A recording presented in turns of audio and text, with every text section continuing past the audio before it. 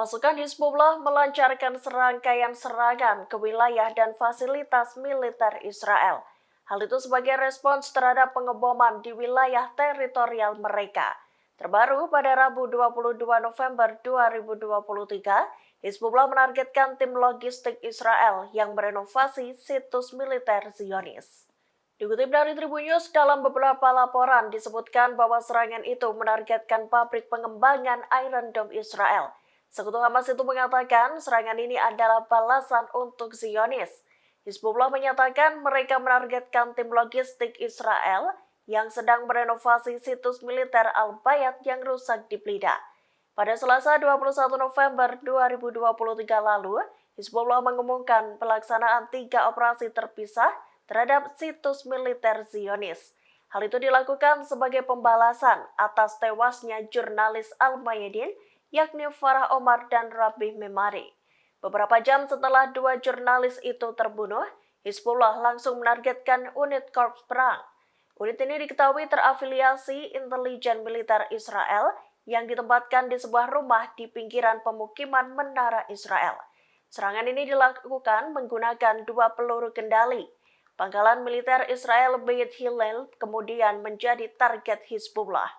Mereka menembakkan rentetan roket Grad Katyusha sebagai respons atas kematian jurnalis dan warga sipil. Sekitar jam 3:15 ya, saya mendapatkan informasi dari sumber-sumber kami di RSI Gaza. Ketua Presidium Medical Emergency Rescue Committee atau MERSI, Dr. Sarbini Abdul Murad, membeberkan soal kondisi terbaru 3 warga negara Indonesia atau WNI yang menjadi relawan di Gaza. Kabar itu disampaikan saat MERSI menggelar konferensi pers pada Rabu 22 November 2023. Dalam konferensi pers itu, MERSI juga menjawab perihal kabar bahwa 2 dari 3 WNI itu ditangkap oleh pasukan Israel atau IDF. Dikutip dari Tribun News, kabar itu mencuat seusai IDF menyerang RS Indonesia, tempat ketiga WNI itu berada. Ketiga WNI itu adalah Fikri Rofiul Haq, Reza Aldila Kurniawan, dan Farid Zanzabil Al-Ayubi.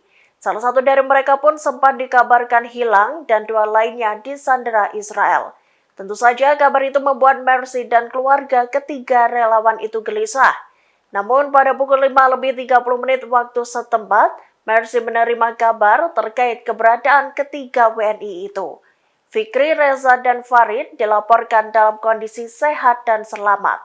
Pihak MERSI mengaku bisa berkomunikasi langsung dengan Reza. Kini 3 WNI tersebut tengah menunggu untuk dievakuasi ke selatan. Sarbini mengungkapkan kemungkinan ketiga WNI itu akan dievakuasi ke RS Al-Nazar di Khan Yunis dan Rumah Sakit Eropa di Rafah. Sekitar jam 3:15 ya, saya mendapatkan informasi dari sumber-sumber kami di RSI Gaza bahwa 3 relawan MERSI,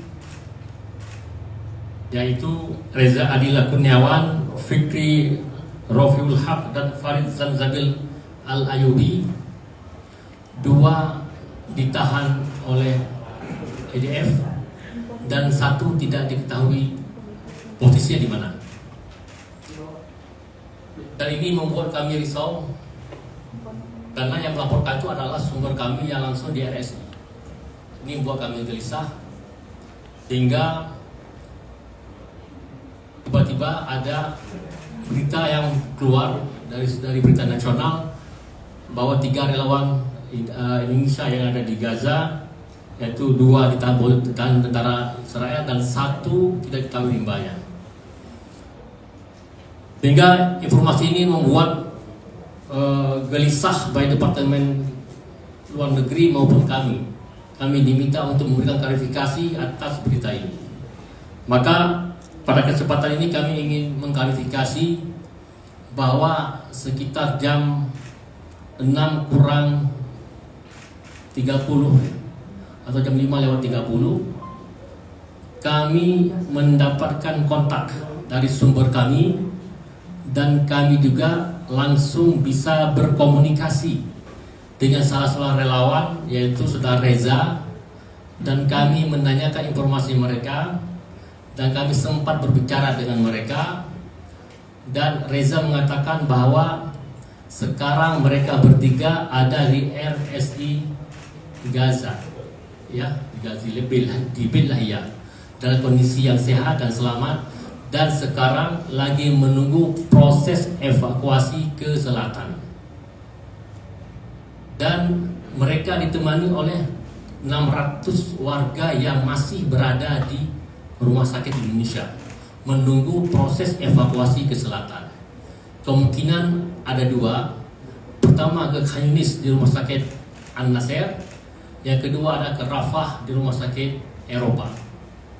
Maka ini informasi yang membuat kami bahagia dan membuat kami sumringah, karena sudah 11 hari kami belum mendapatkan informasi ketiga relawan kami ini. Maka tadi adalah hari yang sangat bahagia bagi kami karena kami bisa mendengar suara.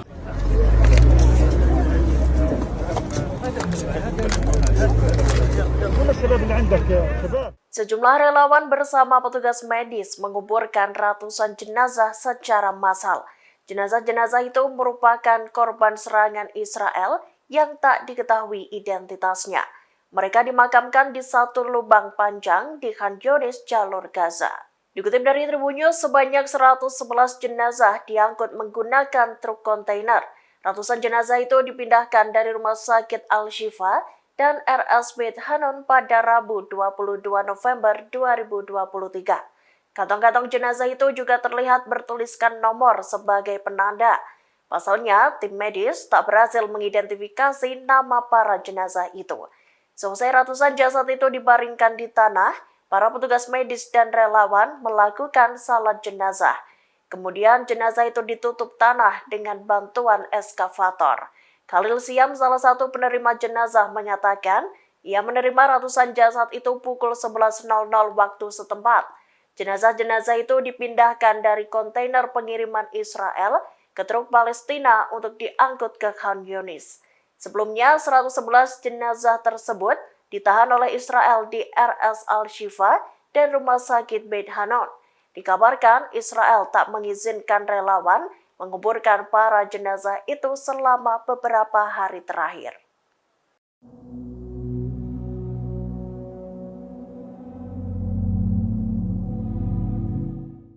Serangan pasukan Israel di desa Beit Yahun di Lebanon Selatan menewaskan 5 pejuang Hizbullah.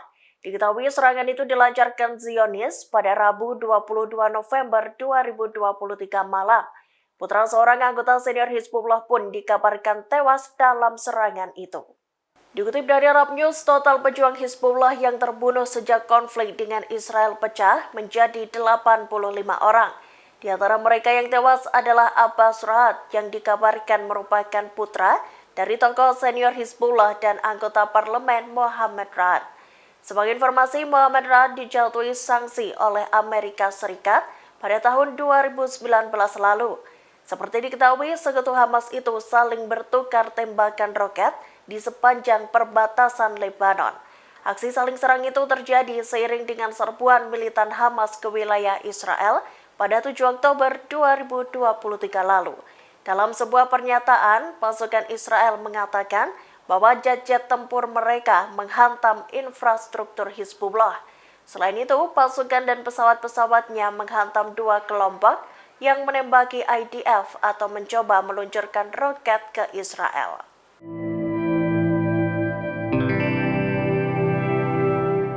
Pasukan Israel terus-menerus melakukan serangan ke kantor-kantor kelompok kemanusiaan yang bekerja di jalur Gaza.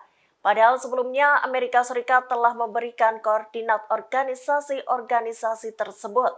Diketahui informasi yang diberikan Washington ke pemerintah Israel termasuk koordinat beberapa fasilitas medis dan pergerakan kelompok-kelompok bantuan di wilayah Palestina. Dikutip dari The New Arab, Israel terus menargetkan lokasi-lokasi bantuan tersebut termasuk rumah sakit.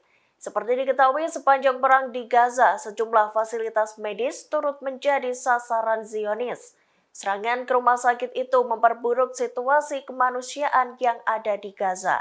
Lebih dari 14.000 orang telah terbunuh dan hampir 70% diantaranya adalah perempuan dan anak-anak. Diberitakan sebelumnya, Washington telah mengirimkan koordinat kelompok-kelompok bantuan yang ada di Palestina.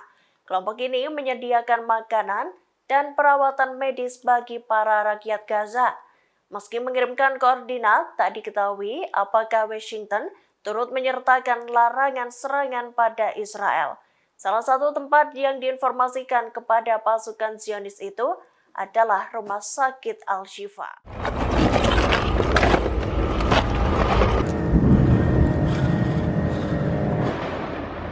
Bismillah. Udruk! Sayap militer Hamas Brigade Al-Qassam merilis video kalau pejuang mereka menargetkan kendaraan militer Israel.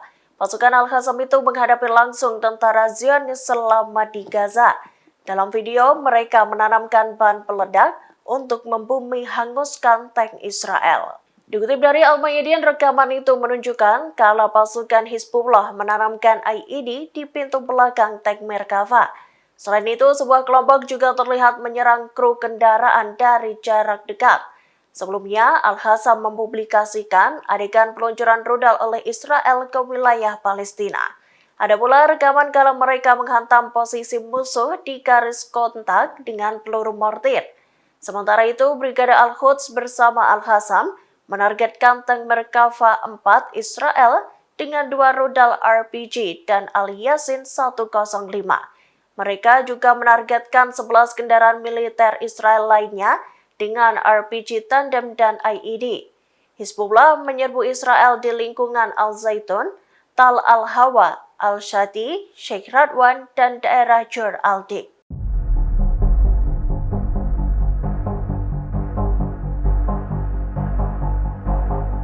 Pasukan Israel atau IDF mengekspos rute terowongan yang mereka sebut milik militan Hamas. Terowongan itu disebut melintang di bawah rumah sakit terbesar di Gaza, yakni RS Al-Shifa. Pasukan khusus IDF dan ISA, termasuk unit Shaldak, Okets dan Yahalom, serta pasukan khusus di bawah Komando Brigade ke-7, terus membongkar kompleks terowongan tersebut. Pasukan Israel itu juga mengungkapkan terowongan tersebut memanjang dari bawah gedung rumah sakit. Bahkan terowongan itu mencapai gedung Hatar di dalam kompleks fasilitas kesehatan tersebut. Di balik pintu yang dibobol, pasukan IDF menemukan sebuah ruang persembunyian. Ruangan itu terlihat memiliki AC dan kamar mandi di dalamnya. Tentara Brigade ke-7 juga menemukan 2 terowongan lainnya.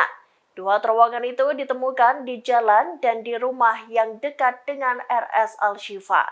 Temuan 2 terowongan ini membuat IDF mengklaim bahwa Hamas benar-benar beroperasi di bawah bangunan rumah sakit. IDF menyebut militan Palestina itu mengeksploitasi bangunan RS, menyimpan senjata, dan menjadikan rumah sakit tersebut sebagai markas.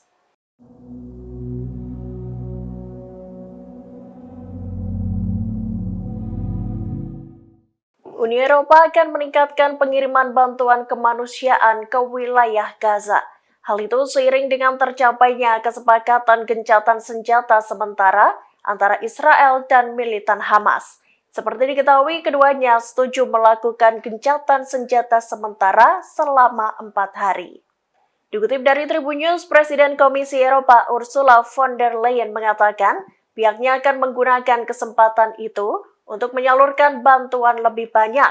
Pernyataan itu muncul sehari setelah Komisi mengumumkan peninjauan kembali bantuan pembangunan untuk Palestina. Diketahui peninjauan itu tidak menemukan indikasi bahwa uang Uni Eropa secara langsung maupun tidak menguntungkan bagi militan Hamas. Bantuan pembangunan itu digunakan untuk proyek-proyek yang memiliki dampak jangka panjang. Salah satunya untuk pembayaran gaji pejabat di Otoritas Palestina dan UNRWA. Bantuan ini terpisah dari bantuan kemanusiaan bagi warga Gaza itu. Disebutkan tinjauan tersebut menemukan bahwa sistem kendali yang ada telah berfungsi. Hasilnya, pembayaran kepada penerima manfaat Palestina dan UNRWA akan terus berlanjut tanpa penundaan.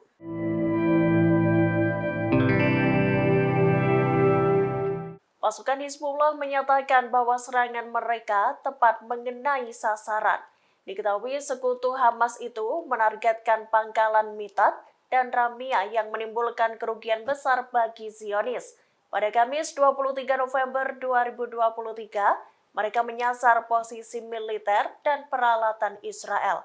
Diketahui lokasinya berada di sekitar pangkalan militer Al-Rahab. Dikutip dari Pars Today, Hizbullah melancarkan serangan menggunakan 2 rudal Borkan. Hizbullah menegaskan operasi ini menimbulkan korban jiwa serta kerusakan.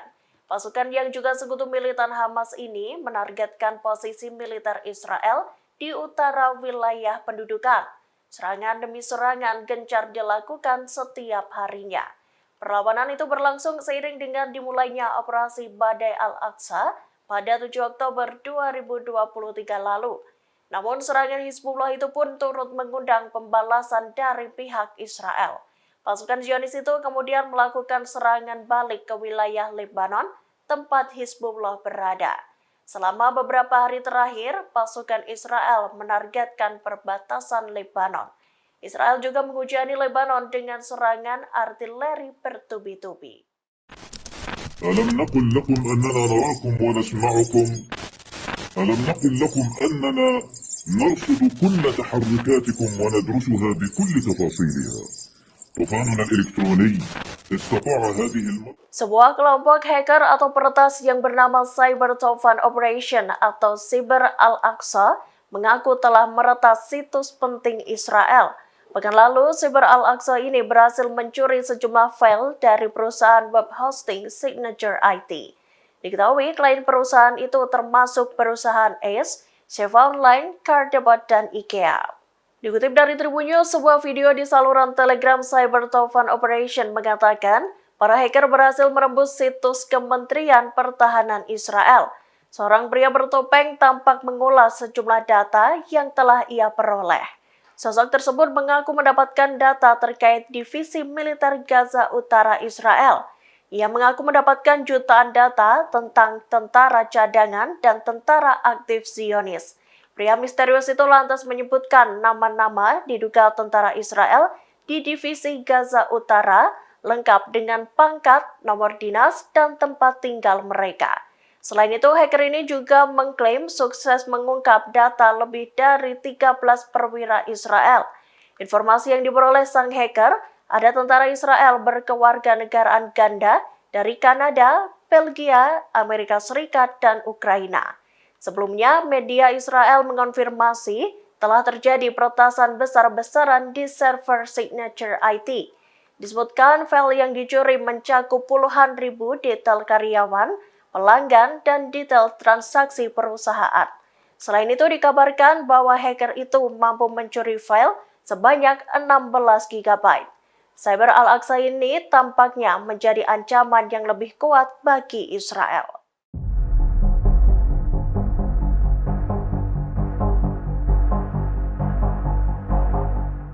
Pasukan Israel mengajak media asing untuk pergi ke wilayah Gaza. Salah satu jurnalis di Association Press diajak melihat terowongan yang ada di dalam rumah sakit Al-Shifa. Selain itu, pasukan IDF juga menunjukkan senjata-senjata yang mereka temukan di rumah sakit terbesar di Gaza itu. Dikutip dari VOA Indonesia, pasukan IDF menunjukkan tempat yang tampak seperti asrama bawah tanah pada para jurnalis asing itu. Kemudian puluhan tentara terlihat mengawal para wartawan melewati terowongan batu yang sempit. Menurut Israel, terowongan itu membentang sepanjang 150 meter. Mereka mengklaim terowongan tersebut menuju ke serangkaian bunker bawah tanah di RS Al-Shifa. Sebuah ruangan terlihat dilengkapi dengan AC, dapur, kamar mandi, dan sepasang dipan logam. Namun peralatan tersebut tampak usang dan sudah tak terpakai. Diajaknya para jurnalis asing itu seolah membuat IDF ingin mendapatkan bukti atas klaimnya. Di sisi lain, The Association Press tidak dapat memverifikasi secara independen klaim Israel tentang terowongan di rumah sakit itu. Pihaknya mengaku diizinkan masuk ke Gaza melalui sebuah perjalanan yang dijaga ketat oleh pasukan Zionis. Syarat agar dapat mengikuti perjalanan itu adalah setuju untuk menyerahkan materi liputan kepada pihak sensor militer Israel.